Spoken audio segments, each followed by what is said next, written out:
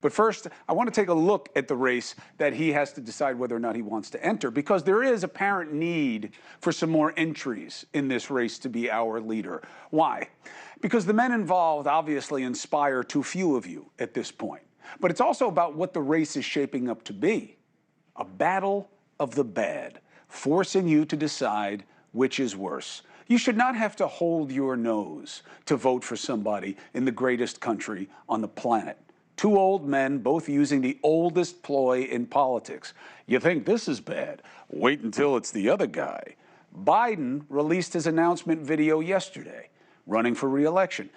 An unusual approach for a sitting POTUS, showing all the problems that he thinks the other guy would cause. That's more of an insurgent strategy. Now, I get the play of showing the poison that can pass for MAGA, but shouldn't he be running on his record?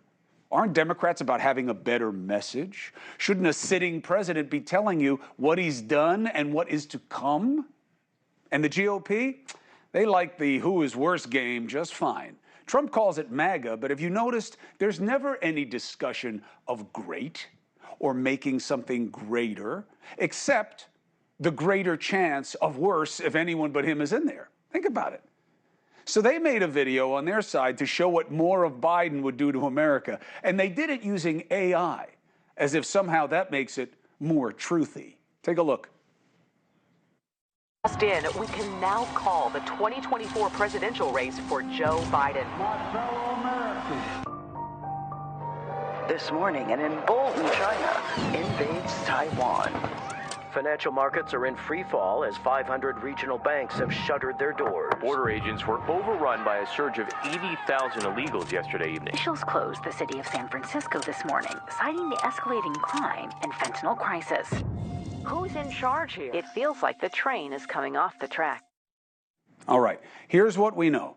Neither assumed nominee has overwhelming support, even in their respective party. And those of you who matter most to me, the free agents, the independents, the largest group in the country, because America, is not the fringe that we constantly magnify with the parties and the media.